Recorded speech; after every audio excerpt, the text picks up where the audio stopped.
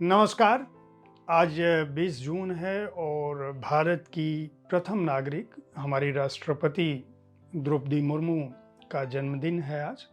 उन्हें जन्मदिन की शुभकामनाओं के साथ मैं बुक कैफ़े के एक दिन एक किताब कार्यक्रम में जयप्रकाश पांडे आपके सामने मैडम प्रेसिडेंट द्रौपदी मुर्मू का जीवन वृत्त इस किताब के साथ उपस्थित हूँ।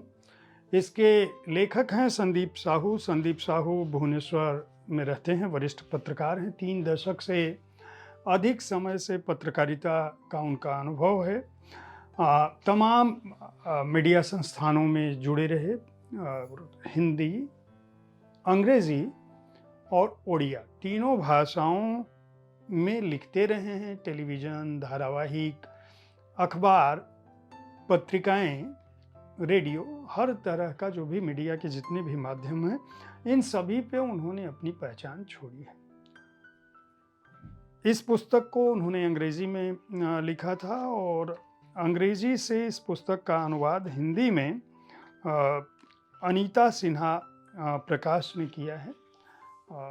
प्रकाशकों से मैं सामान्य तौर पर यह अनुरोध करता हूँ कि वे अनुवादकों का नाम आवरण चित्र पर अवश्य दें, आवरण पृष्ठ पर, क्योंकि अनुवादक जब भावानुवाद करता है तो वह कृति हर रूप में जिस भाषा में प्रकाशित होती है उसकी भी होती है, लेखक की तो होती ही है।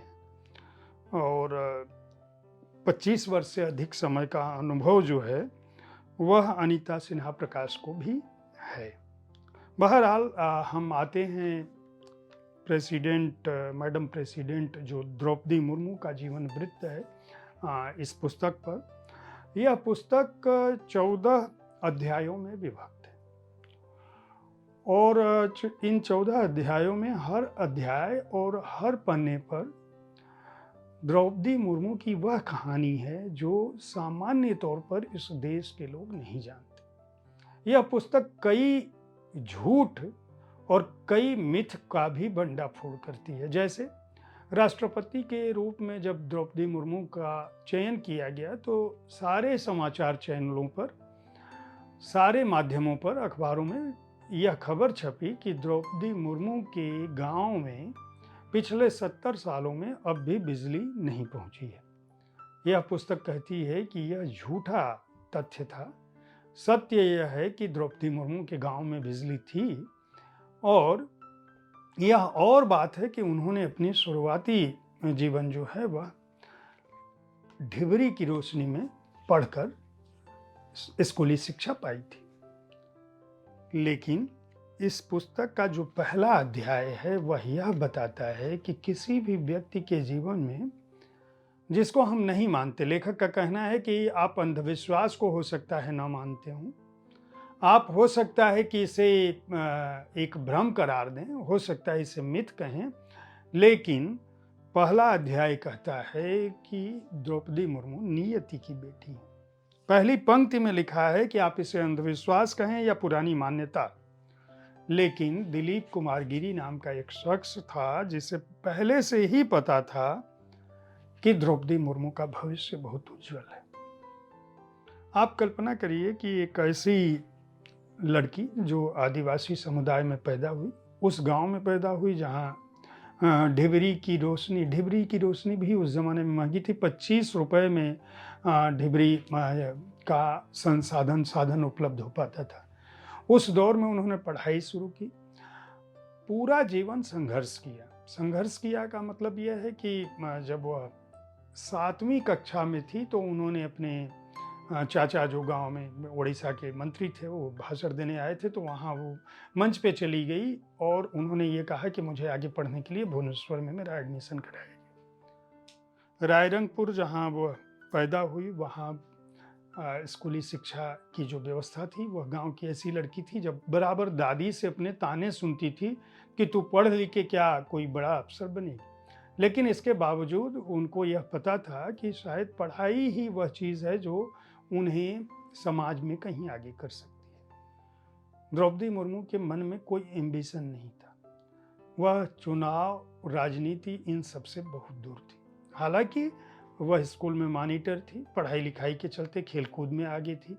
गीत भी, संगीत में भी उनकी रुचि थी, नृत्य भी उन्होंने सीखा था, लेकिन उनके मन में राजनीति कहीं नहीं थी। 1997 में पहली बार भारतीय जनता पार्टी जब ओडिशा में अपने कदम जमाने की कोशिश कर रही थी, तो उसके दिमाग में यह आया कि कुछ महिलाओं को आगे किया जाए। उनके पास उम्मीदवार नहीं थे और एक म्युनिसिपल कॉरपोरेशन क्या कहें, उससे भी छोटा, मतलब कहेंगे नगर पालिका भी नहीं, नगर निगम भी नहीं, टाउन एरिया रायरंगपुर में यह कहा गया कि भाई जो नगर परिषद है वहाँ एक चुनाव, वार्ड मेंबर का चुनाव लड़वाने के लिए पार्टी ने इनको चुना। और इसलिए चुना क्योंकि जो पड़ोसी थे वह भाजपा के जिला अध्यक्ष थे, तो उनको लगा कि यह एक लड़की है, यह औरत महिला जो पढ़ा लिखा रही है। इस बीच इनकी शादी हो चुकी थी। शादी होने के बाद इनके पति सरकारी नौकरी में थे, फिर वह छोड़ दिए, नौकरी छूट गई। नौकरी छोड़ने के बाद वह बैंक में, प्राइवेट निजी बैंक में उन्होंने नौकरी की। और इस बीच इनके जब यह राजनीति के सिलसिले में आगे बढ़ रही थी, तब इनके दोनों बेटों की मृत्यु हो गई और इनके पति का भी देहांत हो गया। यानी 3 महीने के अंदर इनके परिवार के 3 लोग चले गए। ऐसे समय में जब लोग अवसाद के शिकार हो जाते हैं, तब इन्होंने ब्रह्म कुमारीज, जहाँ ये पहले भी जुड़ चुकी थी, वहाँ जाने लगी और ब्रह्म कुमारीज विश्वविद्यालय, वहाँ पे ध्यान और योग सीखा इन्होंने, जिसने इनको एक तरह से संयत किया और अवसाद से बचाया। ये बच्चों को पढ़ाने लगी। पढ़ाने की फीस यह नहीं लेती थी और स्कूल में तनख्वाह भी इन्होंने मना कर दिया था। इनका कहना था कि हमारे पास पैसे हैं और हमें इसको पढ़ाने के लिए नहीं चाहिए। जब यह वार्ड मेंबर बनी, उसी पढ़ाई के चलते इनको वार्ड मेंबर का चुनाव लड़ी और जीत गई। जीतने के कुछ ही महीने बाद जब विधानसभा के चुनाव हुए, इससे पहले इनको उप नगर पालिका का उप प्रमुख बनाया गया और फिर विधानसभा के चुनाव हुए तो इनको टिकट दिया गया, जहां से ये विधायक बने। विधायक बनने के बाद भारतीय जनता पार्टी और बीजू जनता दल में एक करार हुआ, जिसमें मंत्रिमंडल में इनको मंत्री बनने का अवसर मिला। मंत्री बनने के बाद ये फिर वापस जब लौट आई तो झारखंड में चुनाव हुए और झारखंड में जब रघुवर दास बने मुख्यमंत्री, तो वहाँ के आदिवासी समुदाय नाराज हो गया। कहते हैं कि भारतीय जनता पार्टी को एक बार फिर लगा कि द्रौपदी मुर्मू को गवर्नर बनाकर भेजा जाए। इन सब मामलों में प्रधानमंत्री के जो पूर्व प्रमुख सचिव थे, जिन्होंने जो एक तरह से प्रधानमंत्री के बहुत ज़्यादा करीबी थे, उन्होंने यह सुझाव दिया, गिरीश चंद्र मुर्मू ने, कि द्रौपदी मुर्मू को वहाँ भेजा जाए। द्रौपदी मुर्मू राज्यपाल बनी और वहाँ के बाद फिर राज्यपाल का कार्यकाल जब खत्म हुआ, कोविड में के आने के चलते 1 साल इनका कार्यकाल और बढ़ा दिया गया। और जब यह गांव में थी अपने, इनके पास टेलीफोन का नेटवर्क भी नहीं था, जब प्रधानमंत्री ने इनके पूर्व सहायक को फ़ोन किया प्रधानमंत्री कार्यालय ने कि प्रधानमंत्री बात करना चाहते हैं, और फिर उसने 15 मिनट का समय मांगा। 15 मिनट बीतता उससे पहले फिर दोबारा प्रधानमंत्री कार्यालय का फ़ोन गया और उसने 2 मिनट फिर समय मांगा उन्होंने। और उसके बाद जब वह पहुंचा द्रौपदी मुर्मू के पास, तो प्रधानमंत्री दूसरी तरफ लाइन पर थे और उन्होंने कहा कि आप घोषित की जा रही हैं राष्ट्रपति की पद के लिए एनडीए की उम्मीदवार के तौर पर। उसके बाद की कथा है, किस तरह से लोग जुटते गए, किस तरह से द्रौपदी मुर्मू रास्ते में जाते समय उनको वह अपने पुराने ड्राइवर को ही उन्होंने लिया था, जो उन्हें अक्सर रायरंगपुर से भुवनेश्वर ले जाता था। रास्ते में जिस दुकान पर वह चाय पीने के लिए रुकती थी, सारी सुरक्षा एजेंसियां पहुंच चुकी थी, उन लोगों ने इनको बाहर नहीं निकलने दिया। फिर भी ये रुकी उस दुकान पर और उस दुकानदार की तरफ देखकर खिड़की खोला कार से और इन्होंने कहा कि मुझे क्षमा करिएगा, आज के दिन मैं आपके यहाँ चाय नहीं पी सकती। और इस तरह की तमाम घटनाएं हैं। रास्ते में इन्होंने अपनी एक पुरानी सहेली को देखा, बहुत भीड़ में दूसरी तरफ थी। इन्होंने गाड़ी रुकवाई, इनको बाहर नहीं निकलने दे रहे थे सुरक्षा के लोग, तो उन्होंने फिर भी उनको इशारा कर अपने पास बुलाया और उन्होंने कहा कि अब तो तुम बदल जाओगी, तो उन्होंने कहा कि नहीं, मैं बदलूंगी नहीं। उसके बाद राष्ट्रपति का जो दौरा है रहा है अपने गृह राज्य का, वहाँ किस तरह से वो अपनी पुरानी सहेलियों से मिली, आदिवासी समुदाय को लेकर जो उनकी सक्रियता रही है।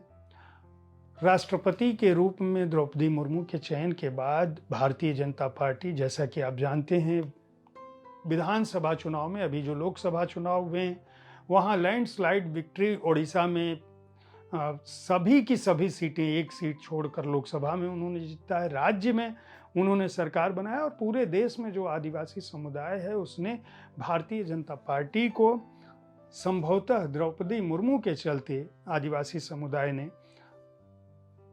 बड़ी संख्या में मतदान किया है। द्रौपदी मुर्मू का जीवन आस्था का, विश्वास का, शिक्षा के प्रति समर्पण का और सहजता का वह उदाहरण है। कहा जाता है, एक बात के लिए बहुत सारी आलोचना होती है, कुछ लोग द्रौपदी मुर्मू के जन्मदिन पर इस बात का उल्लेख जरूरी है कि पिछले दिनों सोशल मीडिया पर एक फ़ोटो ट्रोल हुई कि उनको मंदिर के अंदर गर्भगृह में जाने नहीं दिया गया, जगन्नाथ मंदिर में। दिल्ली की बात थी वह। तथ्यतः यह है कि जब राष्ट्रपति के रूप में इन्होंने पहली यात्रा की, द्रौपदी मुर्मू ने ओडिशा की, तो ओडिशा में यह मान्यता है कि कोई भी राष्ट्रपति अब तक गया है अगर, तो सबसे पहली यात्रा वह करता है ओडिशा की धरती पर उतरने के बाद प्रभु श्री जगन्नाथ का दर्शन करने वह पुरी जाता है। यह परंपरा रही है, लंबे समय से रही है और किसी भी राष्ट्रपति ने इस परंपरा का उल्लंघन नहीं किया है अब तक।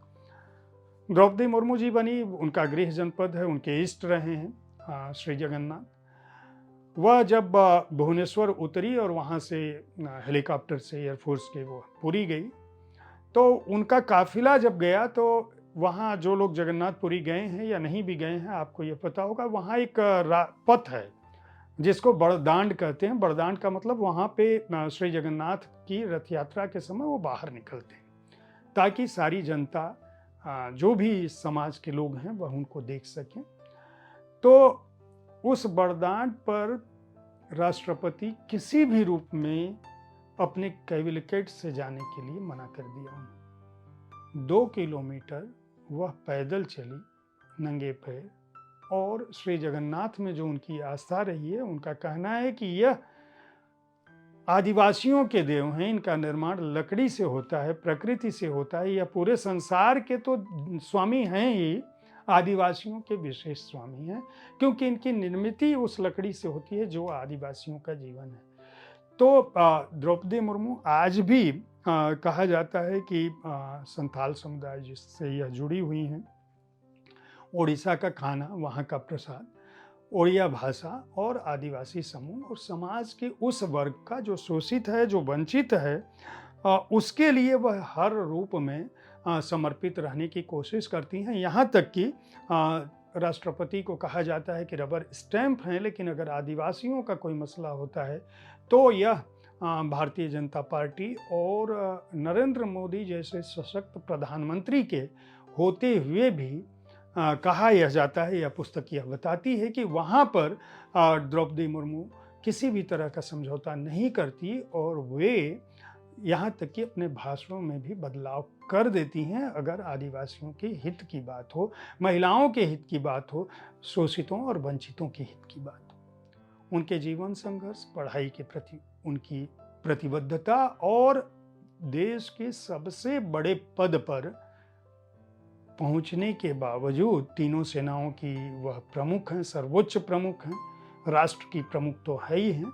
राष्ट्रपति के रूप में जिस संवैधानिक पद पर रहते हुए भी जिस तरह से उन्होंने अपनी सहजता, अपनी उदारता और अपनी मृदुता को कायम रखा है, वह निश्चित रूप से सराहनीय है। एक बार फिर मैं द्रौपदी मुर्मू जी को जन्मदिन की बधाई देता हूं और आप सबसे, विशेषकर लड़कियों से यह अनुरोध करूंगा कि अगर उन्हें हिंदी पढ़ना आता हो, अंग्रेजी पढ़ना हो तो अंग्रेजी में इस पुस्तक को खरीद कर पढ़ें। हिंदी पढ़ना हो तो मैडम प्रेसिडेंट द्रौपदी मुर्मू का जीवन वृत्त को अवश्य खरीद कर पढ़ें। केवल 250 रुपये इसका मूल्य है। पेंगुइन स्वदेश ने इसको प्रकाशित किया है और पृष्ठ संख्या है 224। उम्मीद है साहित्य तक का यह एपिसोड आपको पसंद आया होगा। इस कार्यक्रम में आप किस तरह की पुस्तकों की चर्चा चाहते हैं, इसके बारे में अपनी राय से हमें ज़रूर अवगत कराएं। हमारी कोशिश होती है कि विविध विधाओं की पुस्तकों के साथ आपके पास मैं हर दिन पहुंचूं, ताकि आपको अपनी पसंद की पुस्तक चुनने में आसानी हो। कल ठीक इसी समय ऐसी ही किसी एक कृति के साथ मैं फिर मिलूंगा। देखते रहिए साहित्य तक। धन्यवाद।